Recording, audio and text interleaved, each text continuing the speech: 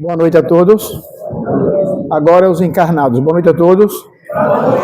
Agora sim. Bem, gente, a proposta de hoje não é uma palestra convencional.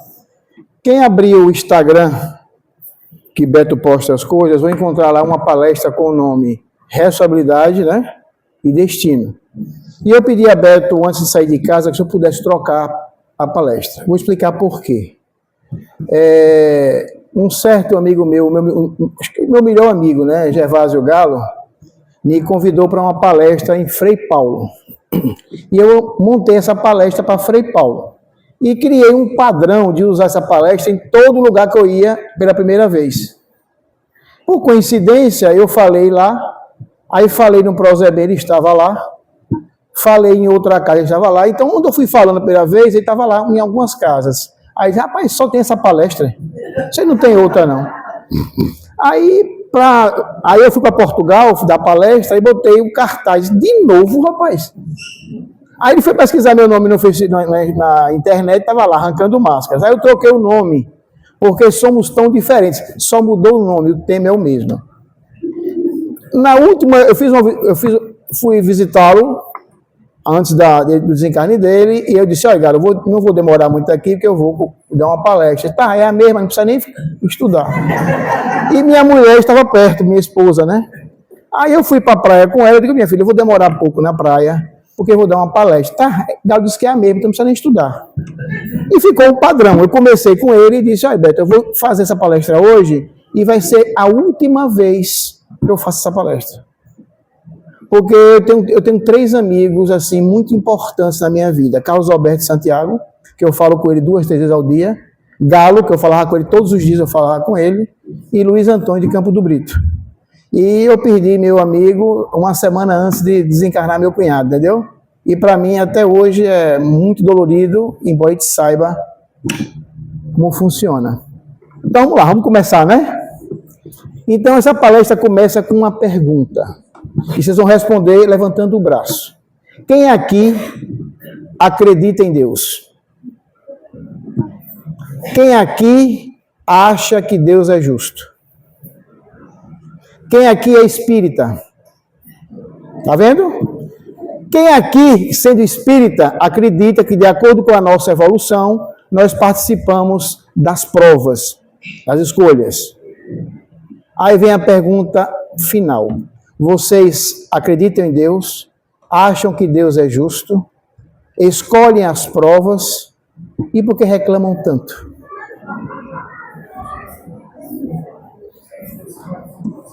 Porque se você parte do princípio que vocês escolhem as provas ou participam delas de acordo com sua evolução, vocês estão aqui porque precisam.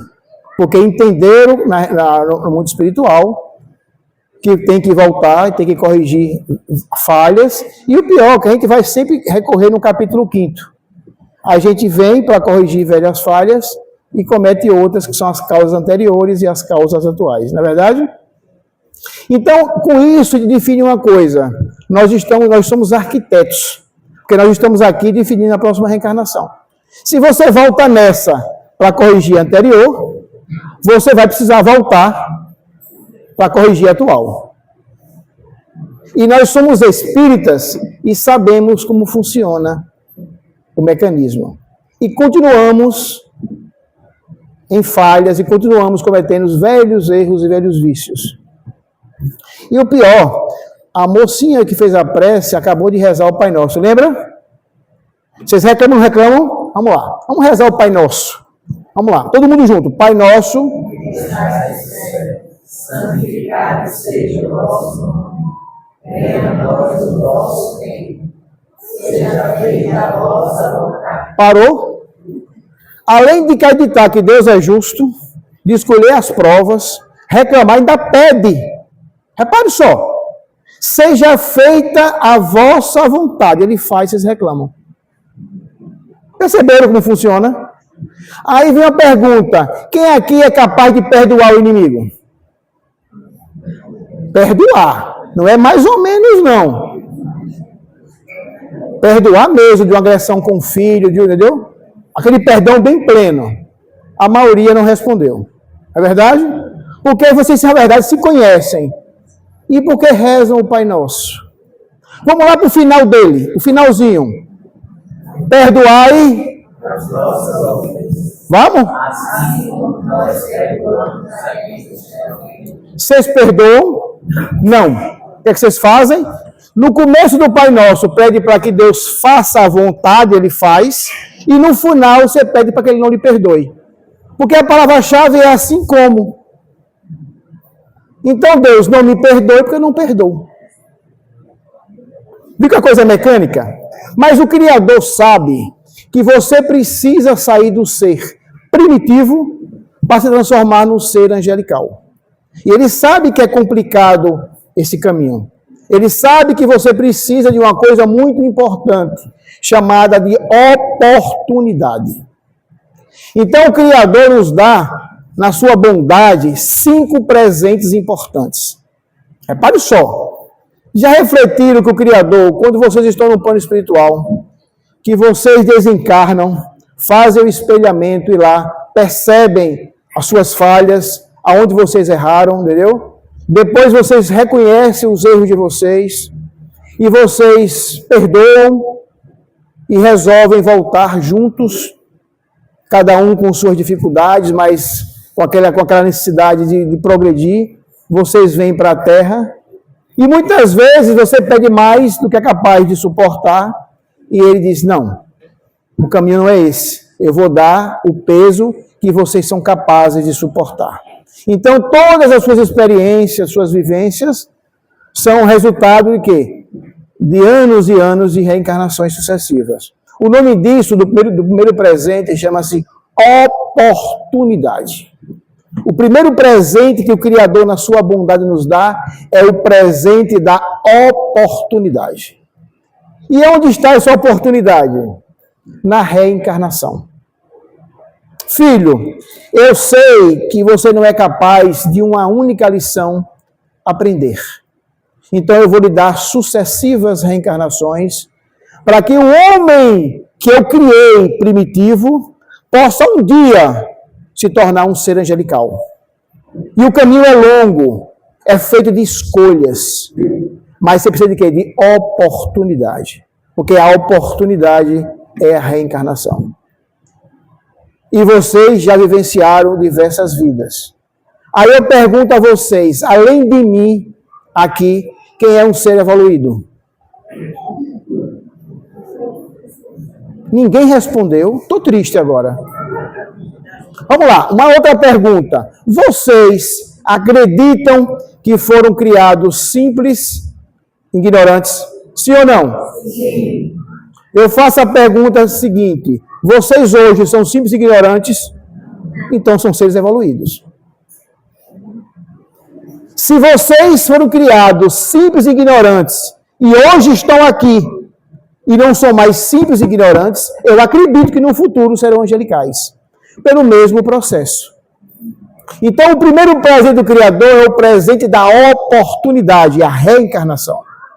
Mas o Criador sabe que só a oportunidade não é o suficiente. Não é o suficiente. Porque nós falhamos, olha, com tanto pré a gente falha tanto, né? Ele dá o presente do amadurecimento. E que presente é esse?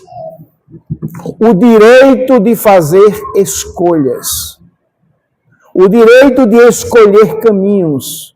Como é o nome desse presente? Livre-arbítrio. O homem tem a oportunidade de evoluir e de progredir com as sucessivas reencarnações e tem o direito de escolher. Que Criador justo, né? Nos deixa escolher as provas de acordo com a nossa evolução. Escolhemos muitas vezes aquilo que não somos capazes de cumprir, ele nos dá um freio, não, está demais, vou lhe dar um pouco hoje, depois você volta para mais um pouco, e aos poucos você vai avançando, acertando o avance, errou, volta e corrige. Então é na escolha que você amadurece. E principalmente nas consequências que advêm dela. Porque temos que entender uma coisa muito importante. Escolher é um ato consequente. Toda vez que você escolhe, você movimenta o outro para escolher. Nenhuma escolha, por mais simples que seja, ela é solitária. Envolve sempre o outro. Quando o Beto me chamou e perguntou se eu podia vir aqui hoje, eu disse, posso. Então eu escolhi estar com vocês hoje. Minha mulher tinha um compromisso com o carro hoje, não foi, porque eu escolhi. Meu ato de escolher hoje motivou a escolha dela. Então, toda vez que você se movimenta e movimenta alguém com você. Então, a escolha é um ato responsável. Eu fiz um exemplo uma vez em Frei Paulo, eu joguei uma corda fictícia e na última pessoa da fila eu digo, segure a ponta da corda. Imagine cada um de vocês que vocês estão com uma corda menor alinhada a essa corda maior. Se eu puxar a corda maior lá, eu não movimento todo mundo? Todo mundo vai se movimentar. A pessoa que está em conflito comigo no processo se movimenta mais abruptamente. Todos vocês vão se movimentar de forma mais suave. Então, escolher é um ato consequente. E não dá para a gente ser, nós sermos espíritas e estarmos culpando sempre o outro e o pobre do obsessor. Temos que ter o amadurecimento de entender que nós somos os responsáveis, não é o outro. Temos que entender que o outro tem o mesmo processo que você tem, o processo de escolha. Aí o Criador disse, tá, eu lhe dei a oportunidade, lhe dei o direito de amadurecer, mas está faltando coisas. Porque isso não é o suficiente. Vou lhe dar mais um presente. O presente do esquecimento. Porque o Criador sabe, porque é uma coisa assim, acontece muito em casa, né? Mamãe chama, né? A gente se reúne lá, promete, não cumpre, não é verdade? Então o Criador sabe que as adversidades não são fáceis de serem transplantadas, entendeu? É preciso que a gente esqueça, a gente faz o compromisso no mundo espiritual, você vai ser meu filho, você vai ser meu pai, você vai ser meu amigo, eu vou lhe encontrar no futuro, e a gente faz esse planejamento. Não tem esse destino que você vai estar determinado a isso, porque você, como livre-arbítrio, você vai traçando o seu caminho. Mas é preciso esquecer. Mas lembrar que o esquecimento, ele não é absoluto, ele é relativo. Porque se eu falei no começo da palestra que você vem do ser angelical até caminhar do ser primitivo para o angelical, você sabe quem você é. Você acumula em si as suas vivências, não é verdade? Você esquece quem você vivenciou. Mas quem você é o resultado das suas sucessivas reencarnações. E é importante sabermos disso, nós estamos o tempo todo escolhendo. Então é importante. Simonete dizia uma coisa que eu achava interessante. Ser bom é tão bom que o malandro, se fosse esperto, era bom só de malandragem. Então ele disse, eu lhe dei o esquecimento. Você vai ser capaz, meu filho, de conviver com o adversário, com o inimigo, com o desafeto, com um ex-amante. Vocês vão viver um conflito em familiar, mas o amor que vai envolver você é tão grande que esse ódio vai se transformar em afeto. Qual é o pai, qual é a mãe que odeia um filho? Vai ter dificuldades, são resultantes do quê? Das escolhas, resultantes dos processos reencarnatórios, mas o amor é tão grande e tão profundo que esse esquecimento nos permite o quê? Amar. O Criador, não satisfeito, disse, preciso lhe dar um outro presente. Lhe dei a oportunidade, lhe dei o amadurecimento, vou lhe dar a chance através do esquecimento, mas eu acho que não é o suficiente. Repare como nós somos tão ingratos com o Criador, reclamando das provas que nós merecemos, que são justas e que muitas vezes escolhemos. Ele dá um amiguinho para ficar perturbando a gente, né?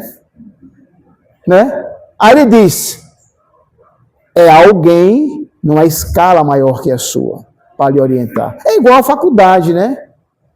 Para você ensinar numa faculdade, tem que ter o quê? Um mestrado, um doutorado, uma cátedra maior. Bem assim é na reencarnação. Você faz um planejamento com o mentor espiritual. Esse Deus é ou não é bom? É ou não é justo? Na sua grande bondade. E para completar, ele disse, tudo bem, no finalzinho da sua vida eu vou lhe dar um outro presente. Vou lhe dar companhias espirituais para lhe acompanhar no desencarne. E reclamamos tanto desse Criador, né? Reclamamos tanto. E esse Deus, Simonetti tem um exemplo que eu adoro. Vocês conhecem a historinha do Cadê Deus? Tinha uma senhora que morava no interior, ela tinha 2 filhos peraltas, um de 6 e um de 8 anos. E os guris não deixavam a pobre da velhinha quieta. Esse dia, desencarnou o pároco e veio um pároco bem forte, um alemão bem forte, um vozeirão, né? Aí disse, agora vocês me pagam.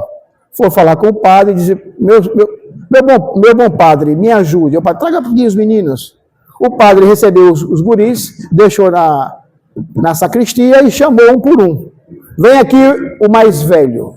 Menino, cadê Deus? Aumentou a voz. Menino, cadê Deus? O guri correu. E se escondeu num guarda-roupa de casa. O mais novo foi atrás. Mano, aconteceu o quê? Nós estamos fritos. Sequestraram Deus e o padre acha que foi a gente. Mas isso está acontecendo com a gente. Tem uma palavrinha que meu filho usa que eu adoro, chamado upgrade. Upgrade. É uma palavra moderna, né? E nós não estamos fazendo upgrades. Nós pais, avós, companheiros, não estamos aprendendo que nós estamos no século XXI, que a linguagem mudou. Na época do meu pai era assim, repare só, quem é da minha, eu tenho 58, quem está perto de mim? Só vocês duas? Não acredito. Aí meu pai, a pessoa não era assim, filho, senta aqui do meu lado. Aí a pessoa sentava e dizia, filho, um passarinho, lembra dessa história? Um passarinho me contou que você está usando drogas. Eu, painho, quem está usando é o senhor falando com o passarinho. Porque é preciso entender as linguagens, que nós estamos no século XXI. Precisamos entender que o Espiritismo é uma orientação para a gente. Temos que começar a aprender a praticar o Espiritismo. Porque aqui tem entendimento fraterno? Tem, não tem? O entendimento fraterno se resume em 4 coisas. A pessoa que vem do fraterno, porque tem que aprender uma coisa muito importante. O que funciona numa casa espírita tem que funcionar em casa. Não dá para você tratar diferente. O homem do centro espírita tem que ser o homem de casa.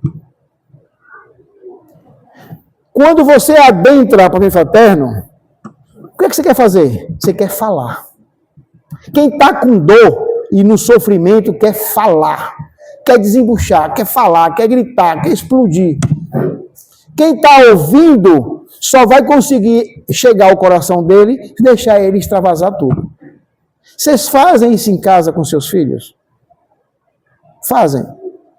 Vocês param para ouvir as pessoas? Param para ouvir? 4 coisas norteiam o fraterno. A primeira é dinheiro.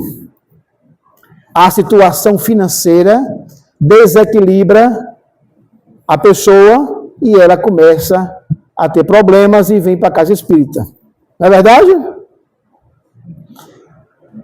A segunda questão é a saúde. A gente vive abusando da saúde, não é verdade? Vive abusando da saúde. A outra é o amor. Porque o amor, para ser amor, só é amor se for doído, né? É o amor. E a outra é relacionamento. A gente não sabe se relacionar com as pessoas. São esses 4 problemas que trazem você a uma casa espírita. E o interessante no amor é o seguinte, e a gente faz isso no amor, faz no relacionamento também. A gente cria padrões, cria modelos. Então, eu quero ser rico, eu quero casar com uma mulher bonita. Na minha época, já era uma loira, né? Era o modelo da minha época, era uma loira bonita, entendeu? Então a gente cria padrões, cria aquela mulher perfeita, porque tem que ser a minha semelhança, a mulher que eu sonhei. Aí o coração encontra alguém. Aí quando você vai colocar isso na caixinha, não entra, não encaixa. Aquele modelo que você criou não cabe na caixinha que você formatou. Ah, escolhi a mulher errada. É, não é verdade? E o serve o mesmo para a mulher em relação ao homem. Porque nós criamos padrões e modelos. Nós esquecemos uma coisa muito importante. Vamos lá. Vocês aí têm problemas? Bora, gente. Tem. Vocês têm angústias? Tem sonhos? E por que vocês acham que o outro não tem? Aquela pessoinha que está do seu lado tem angústias, tem sonhos, tem desejos, tem dúvidas, incertezas. E você não põe isso em conta, porque você quer transformar a pessoa no modelo que você criou. Fazemos isso numa casa espírita, fazemos isso com os filhos, fazemos isso com a esposa, com todo mundo. E nós sabemos o caminho, porque nós somos espíritas. Nós sabemos que o outro está no processo evolutivo igual a você. Ou não? Sabemos que você está marido, que você está esposa. E no futuro, o homem lá em cima vai misturar tudo. Quem é pai vira filho, quem é filho vira pai. Não é verdade? Esquecemos uma coisa muito importante. Por que nós somos tão diferentes um do outro? Já parou para imaginar isso? Porque eu sou tão diferente, porque eu reajo diferente diante dos mesmos problemas. Já parou para pensar sobre isso? 4 fatores vão influenciar o homem na sua formação. O primeiro é a família. Você acha, eu nasci no seio espírita, o meu comportamento é diferente de quem nasceu no seio evangélico? É ou não é? Os conceitos meus, enquanto criança, vão sendo absorvidos de acordo com a família. Depois, a sociedade vai modificando e dando contornos na personalidade do homem. Depois, a época em que você vivenciou aquela experiência. E depois o local. Repare só. Nós reencarnamos diversas vezes. Eu já fui homem, já fui mulher, já fui negro, já fui branco, já fui pedra, já fui vidraça. Mas em que época? Porque tudo é questão de quê? De vivência. Repare só. Uma perguntinha. O homem ter 2 mulheres, tá certo? Bora? Depende aonde se estabeleceu o padrão. Viu como funciona? Eu fui mulher no século XIII. Você é mulher no século XXI. É diferente dos conceitos? São diferentes os conceitos? A vivência minha quando mulher é diferente da sua hoje. Na verdade, se eu nasci antes num lar católico e hoje no espírito, é ou não é diferente? Se eu nasci na Ásia, Japão e hoje no Brasil, é ou não é diferente? Então, as vivências as espécies são as mesmas, no corpo de homem e no corpo de mulher, mas as vivências são transformadas, são diferentes. Se eu disse que você traz isso ao longo das suas encarnações, que você, esse conjunto todo, você traz a sua experiência enquanto homem, enquanto mulher, daquela época, daquele lar, sociedade e daquele local. É por isso que nós temos o quê? Percepções diferentes sobre o mesmo problema. Porque, além de tudo, fomos criados em épocas diferentes. Hoje, eu sou mais novo que a senhora. Mas eu não sei se meu espírito é mais novo ou mais velho que a senhora. Então, nós temos que entender que nós somos construtores disso que vocês chamam de destino. Nada é formatado pronto. Você vai construindo dia a dia a sua reencarnação. E depende de quem? É até 11, né? Dá tempo. Entendeu como funciona a coisa? Nós temos a chave do cofre, aonde você abre a porta e está o segredo. A doutrina espírita nos explica e nós não a praticamos. Aí um amigo meu me disse, eu sou uma pessoa muito boa, eu dou sopa na segunda-feira em tal centro. Vocês acham que dar sopa uma vez por semana resolve quem recebe a sopa? Vocês acham? Vocês acreditam nisso? Vocês acreditam que a tarefa de dar uma sopa é para o outro? Não, é para você. Não tem nada a ver com o outro. O outro é um veículo seu, do seu amadurecimento, do seu crescimento, do seu progresso. Porque o outro vai receber de você, naquele dia, carinho, afeto, saber que você lembrou dele. Naquele dia da sopa, ele diz, alguém lembrou de mim. Nesse dia, eu não passei em branco. Mesmo que ele não perceba, o coração dele percebe isso. É sua tarefa. Então a sopa é muito mais para você do que para ele. Quem participou aqui de reunião mediúnica? Vocês acham que numa reunião mediúnica tem a ver com o desencarnado? Não, gente. Os espíritos não precisam de vocês para ajudar o desencarnado. Porque eles podem tirar de você o fluido vital e doar da gente aqui no ambiente. A coisa é com você. A reunião mediúnica é uma oportunidade de você trabalhar, exercer a bondade. E quando você participa dela, você entende os mecanismos, você vê os espíritos sofredores. Você participa e cria amizades além desse plano. Então, nada a ver com o outro, tudo tem a ver com você. Eu estou aqui em tarefa. Nada a ver com vocês. Vocês vão me ouvir, vão ouvir minhas palavras, vão assimilá-las, vão encontrar em vocês. Ah, parece comigo. Não é verdade?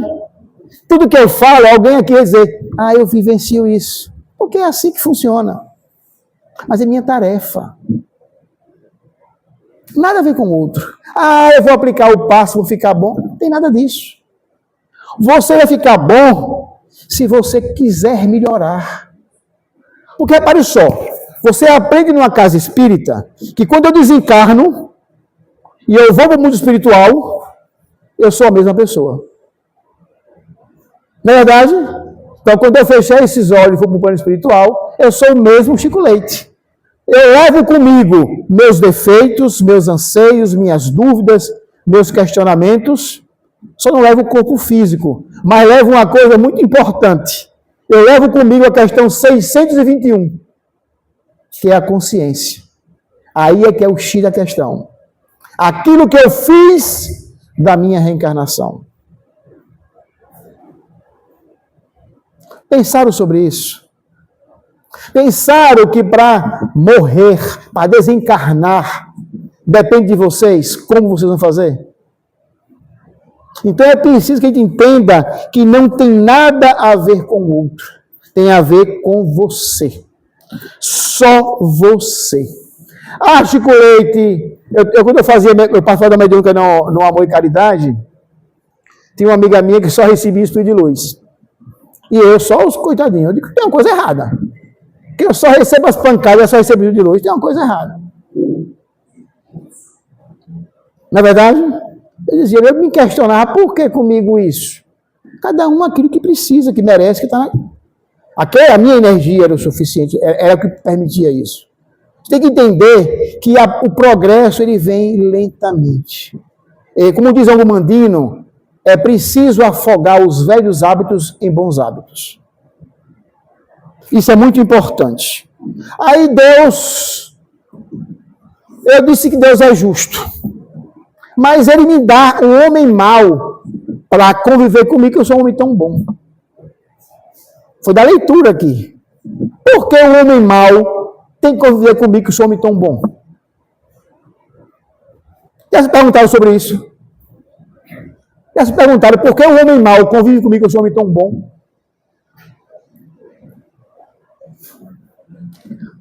Quem está mais evoluído? Vocês ou Jesus? Hein? Certeza?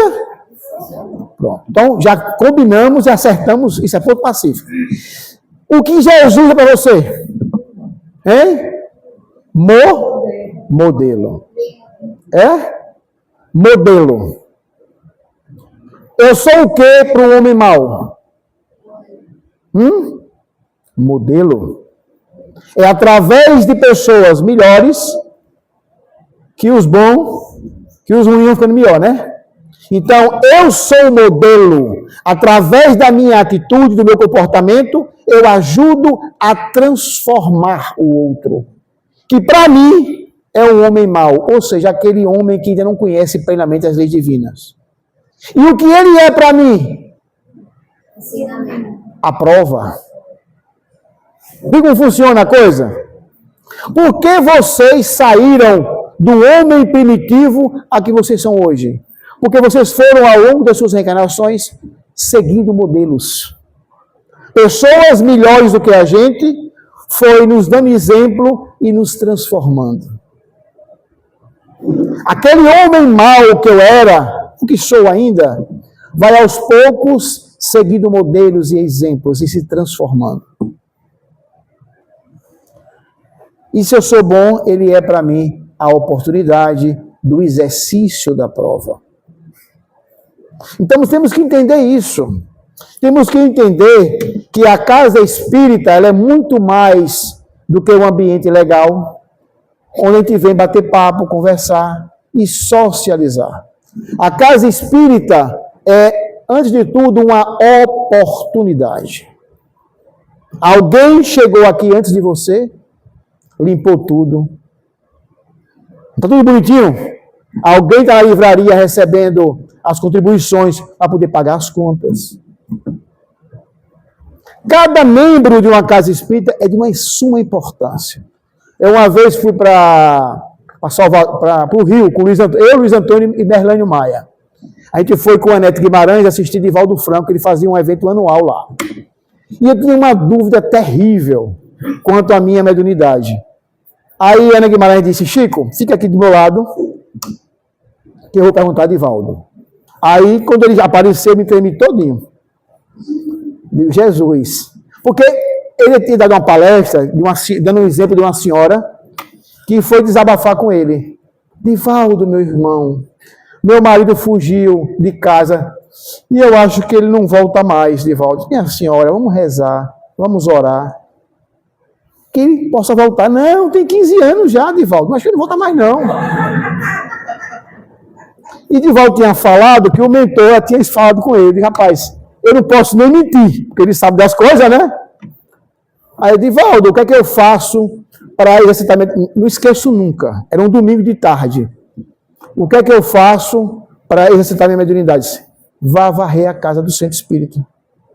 Vá ajudar a limpar as coisas. Vá atender as pessoas. Comece do mais simples. Estude. Aí um amigo meu, uma pessoa perguntou, Divaldo, o que é que eu faço para ser espírita? Estude.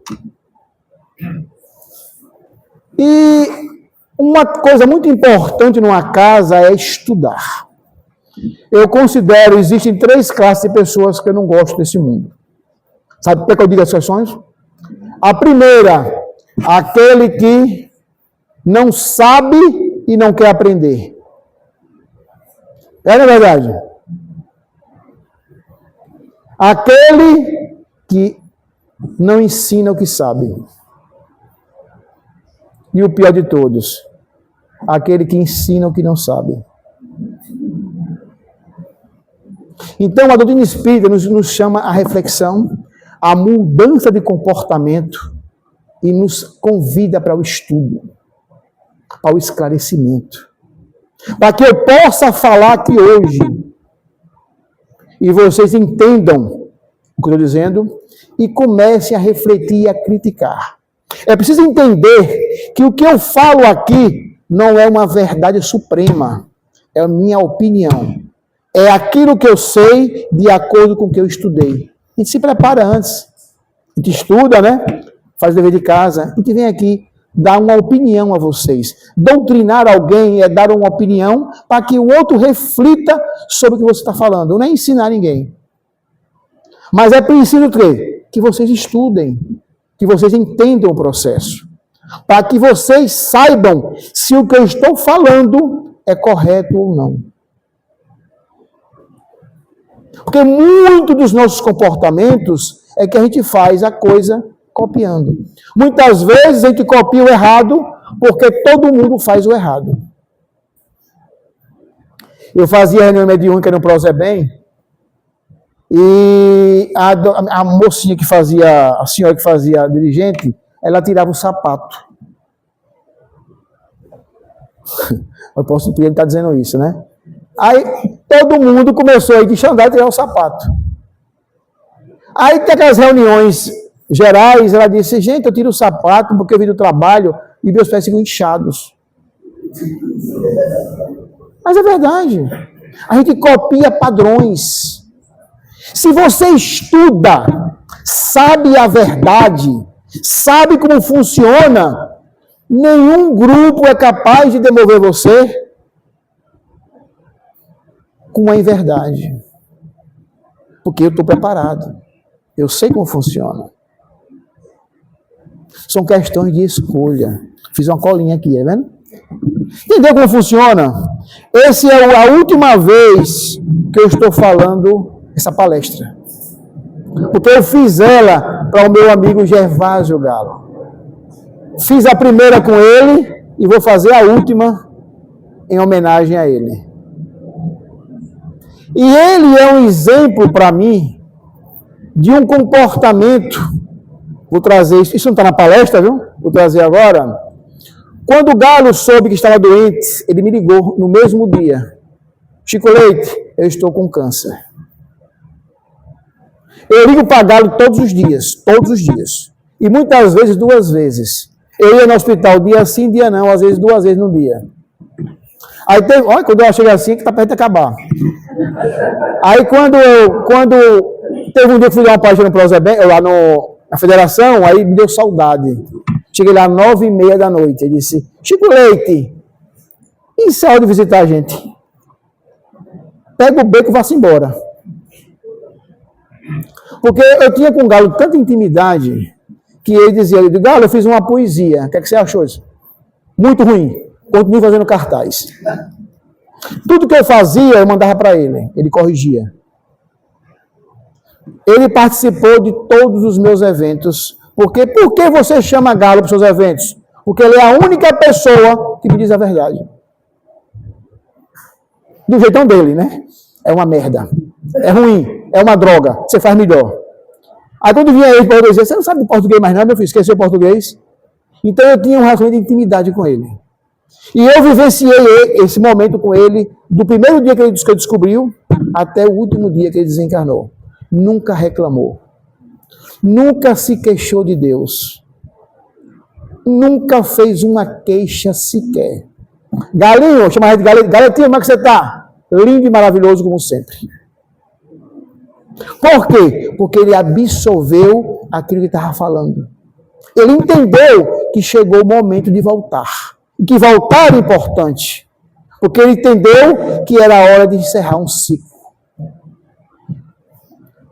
Nós temos que perceber os momentos que temos que encerrar ciclos. Que deixar ir. Muitas vezes precisamos deixar ir.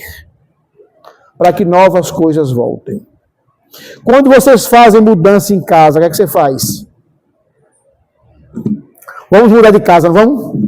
A gente vai para uma casa nova, a gente arruma tudo direitinho, né? Aí vem aqueles entulhos, o que não presta joga fora, o que está mais ou menos manda reformar, e compra móveis novos. Não é assim que funciona a mudança? Você põe no caminhão tudo aquilo que você precisa na casa nova. Deixa para trás tudo aquilo que você não vai usar. E o que está mais ou menos, você corrige. Você vai ficar. E por que não fazemos isso com nossas vidas? Por que não fazemos mudanças? Por que não jogamos fora velhos hábitos? Por que não corrigimos modelos que entendemos que são bons, mas que não estão funcionando? E por que não busquemos novas perspectivas na vida? Tudo isso vocês vão encontrar no Pentateuco. Tudo isso. Ele continua sendo verdadeiro, ensinando, mesmo com tanto tempo de codificado. Nós não precisamos transformar os conceitos sólidos. Nós precisamos o quê? Dar uma nova roupagem. Entender que nós estamos no século XXI. Entendermos que ser espíritas é sermos felizes. Entender que o outro está a caminhar com você com as mesmas dores, com os mesmos anseios. Entender que a esposa, ela está com você, mas não é sua. Entender que ela sofre por dores, angústias e anseios iguais a você. Por que você não se permite que o outro lhe policie, você quer policiar o outro? O amor, como diz um alemão, James Hunt, antes de ser um sentimento, ele é uma escolha. A conduta é escolha. Vamos lá, quer que eu prove? Vamos lá. Ter egoísmo é sentimento ou escolha? Você escolhe ser egoísta. Vaidade é o quê? Escolha. Bondade é o quê? Quem escolhe? Viu que você sabe o caminho? Que você sabe certinho a lição? Só falta uma coisa importante: praticar. É verdade? Entendeu como funciona a coisa? Aqui tem passe? Tem. Vocês vão receber no passe uma coisa que só a gente tem. Fluido vital. O desencarnado não tem fluido vital. Só nós temos. Para que eu possa aplicar o passe, o que é um passe? É uma doação de energia, uma doação de fluido vital. Só doa quem o quê? Quem tem. Só doa a energia boa quem tem energia boa. Quando você for aplicar o passe, tem que entender isso. Você precisa estar o quê? Equilibrado emocionalmente para poder passar para o outro um pouquinho de você, de sua energia. E o outro tem que estar receptivo para receber energia e se sentir melhor. Temos que entender que problema é assim. A gente vai o quê? Chico, nós estamos aqui aonde? No mundo de quê? De prova e... O que é que tem aqui? Prova e expiação. É verdade? Então sabemos que aqui tem prova e expiação.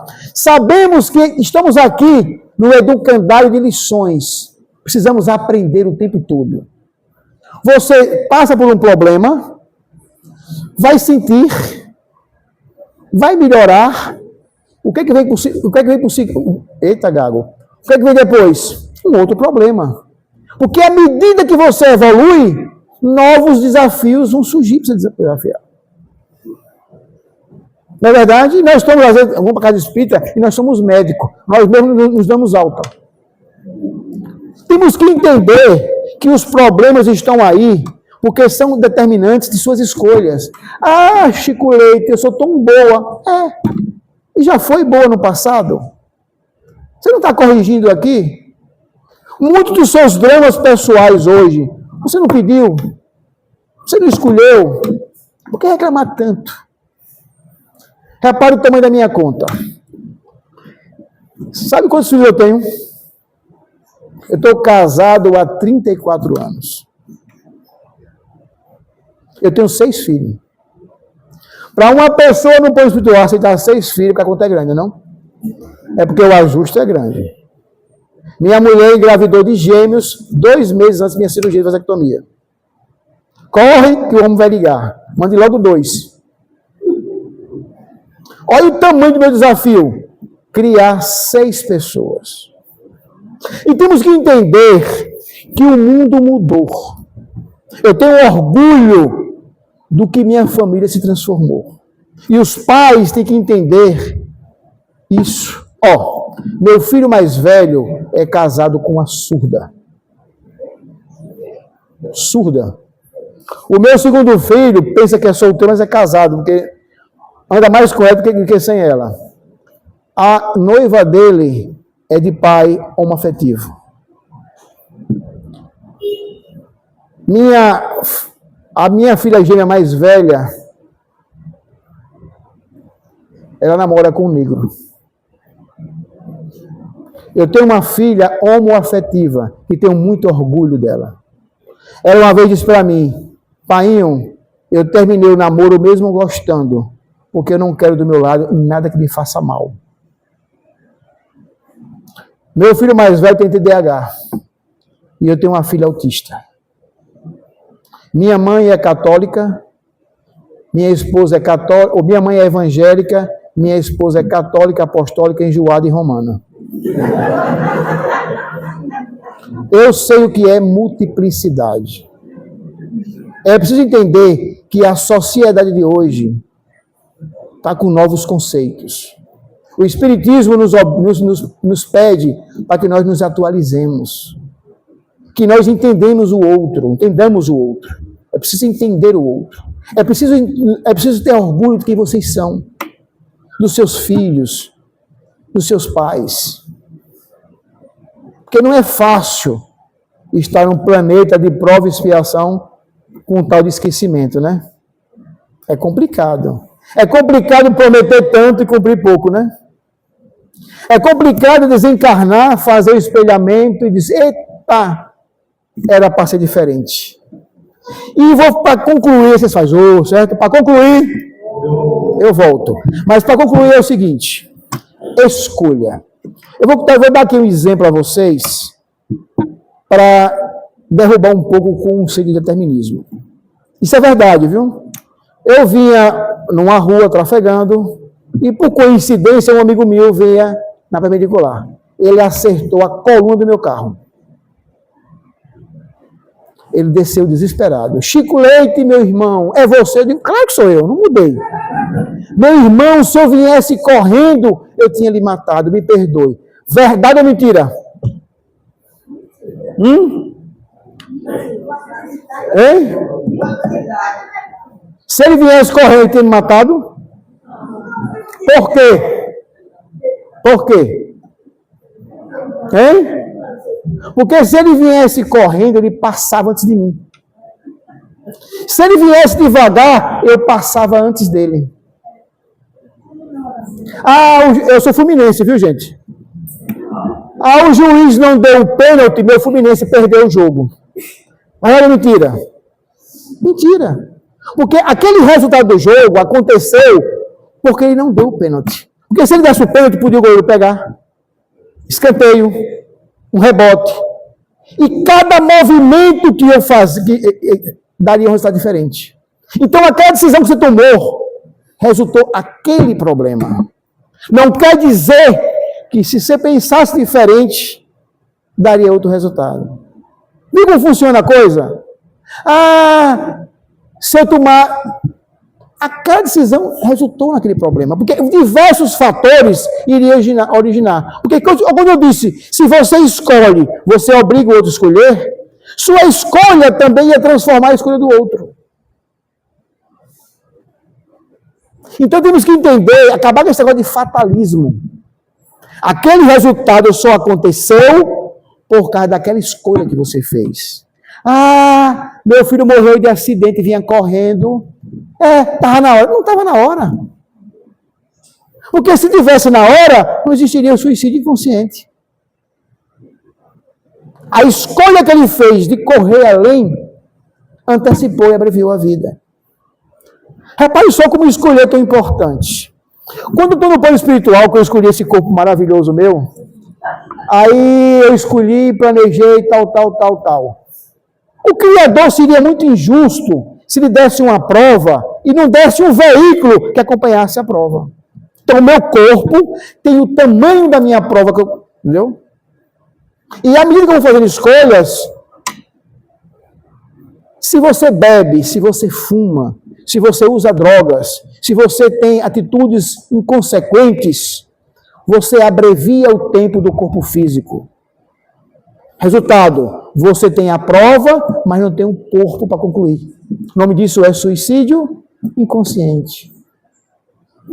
Então, escolher é tão consequente que o tempo que esse corpo maravilhoso dura depende das minhas escolhas. Tem que fazer com que ele dure a prova. Muitas vezes é breve, o corpo tem aquela prova breve. Precisa entender. Então, para concluir mesmo, preciso que vocês entendam que tudo parte de vocês. O obsessor só invade sua vida se você abrir energia, se você escancarar a porta. Porque a luz afasta a escuridão. E vocês são espíritas. Não esqueçam nunca que vocês são espíritas. E a quem muito dado, muito é cobrado. Que o bom Pai possa proteger vocês. E essa palestra, como disse o Galo, de novo. Ele ouviu essa palestra um monte de vezes, de novo. Aí eu botei o nome, não foi botei o nome? Porque são muito diferentes. É o mesmo texto, Chico, é o mesmo texto. Eu comecei a mudar o nome, viu, Beto? Para enrolar a Galo, mas não teve jeito. Gente, que Deus proteja vocês. Foi uma alegria muito grande estar aqui com vocês. E posso contar um segredo? Eu dou palestra desde 2003, setembro de 2003. É a segunda vez que eu uso a tribuna. Gostei, viu? Eu fico sempre embaixo, batendo um papo e conversando. Certo? Que é bom que o Criador possa iluminar vocês, que vocês possam levar para casa os ensinamentos que eu passei, que eu estudei, que eu vivenciei, certo? E que possam refletir. E se vocês acharem correto, que transformem. Se tiver alguma dúvida, pesquisem, estudem. Ok? Um beijo do Gordo.